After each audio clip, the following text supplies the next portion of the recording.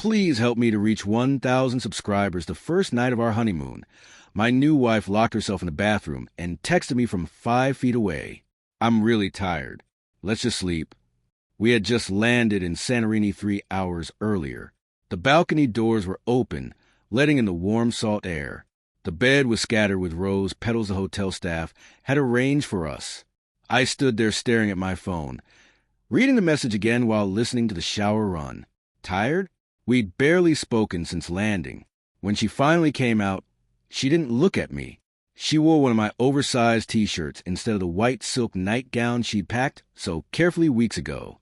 She slid under the covers and turned her back to me without a word. I lay there in the dark, staring at the ceiling, telling myself not to be dramatic. Weddings are exhausting. Travel is stressful. Maybe she was overwhelmed, but she didn't even touch me. Not a hand on my arm. Not a good night kiss. The next morning, she was already on her phone when I woke up, her face lit by the screen, fingers moving quickly. When she noticed me stirring, she flipped it face down. "Who are you texting?" I asked lightly. "Just my cousin," she said too quickly. She wanted pictures. I nodded. Of course she did. Everyone did. But when I reached for her hand, she pulled away like she'd forgotten it was there. The second night was worse. We spent the day sightseeing. She laughed in photos, held my arm in public, even kissed my cheek when tourists passed. But the moment we were alone again, she retreated. Shower, phone, silence. When I moved closer in bed, she stiffened.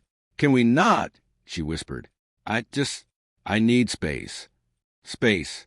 On our honeymoon, I rolled onto my back, my chest tightening. I tried to replay everything. Our engagement, the way she cried when I proposed, the way she said she couldn't wait to start our life together. Had I missed something? On the third night, I woke up at 2 a.m. to the faint glow of her screen. She thought I was asleep. Her expression wasn't casual scrolling. It was intense, focused. Her thumb hovered, then typed. A pause. Then she smiled. Not the polite smile she'd been giving me. A real one. My stomach dropped. When she got up to use the bathroom, she left the phone behind. I told myself not to look. I looked. It wasn't locked. At the top of the screen was a name I hadn't heard in over a year. Daniel. Her ex. The message thread was long. Longer than our entire trip so far. "I miss you. Seeing you get married broke me. Are you sure this is what you want?" Her response, sent an hour before our wedding ceremony. "I don't know." My vision blurred. There were messages from the night before we left for the honeymoon. I wish it was just going away. "Me too. And from tonight, he's asleep? I feel so guilty. I shouldn't be here." I heard the bathroom door click open. I placed the phone exactly where it had been and shut my eyes. She slid back into bed beside me. I didn't sleep. At breakfast, I could barely taste anything. She chatted about taking a boat tour. I watched her mouth move and wondered who she was. Finally, I said it. "Are you in love with him?" She froze. The color drained from her face. "What?" "Daniel." Silence stretched between us like a crack in glass. She looked down at her coffee. "You went through my phone. Answer me." Her eyes filled, but not with outrage, with something worse. "Shame. I thought it would go away," she whispered. "When you proposed, I thought choosing you would make it stop." "Choosing me?" I repeated. "I'm your husband, not a distraction." She covered her face. "He reached out a few months ago. I shouldn't have replied. I know that, but it felt unfinished.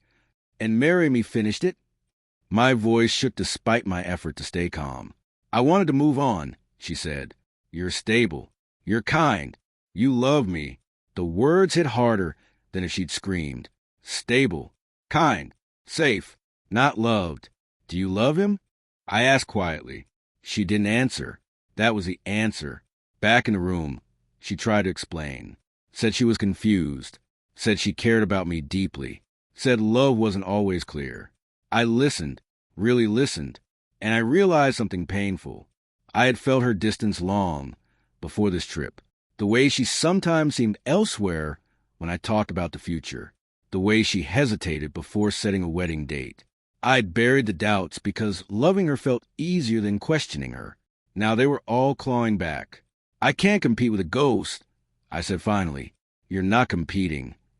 I am. I cut in, and I'm losing. She started crying then. Real sobs. She said she'd block him. Delete everything. Focus on us. But trust doesn't reset like a phone. I looked at the bed behind her. The one she wouldn't share. The one I'd lain awake in while she told another man she wished he were here. I deserve someone who's certain, I said. She reached for me, but I stepped back. Packing my suitcase felt surreal. The same hands that slid a ring onto her finger were now folding shirts with mechanical precision. Please don't do this, she whispered. I'm not doing anything, I said softly. I'm just refusing to beg.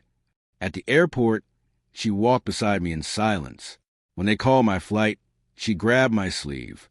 I do care about you, she said, more than anyone.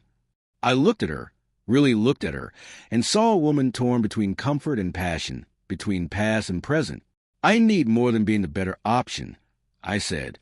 I boarded alone. On the plane, somewhere over the ocean, the tears finally came. Not loud, not dramatic, just a quiet unraveling. I wasn't just mourning a marriage that barely began. I was mourning the version of us I had believed in. But beneath the heartbreak, something steadier grew. Self-respect. Love shouldn't feel like auditioning for first place. When I landed, my phone buzzed with a message from her. I don't know what to do. For the first time in a long time, I did.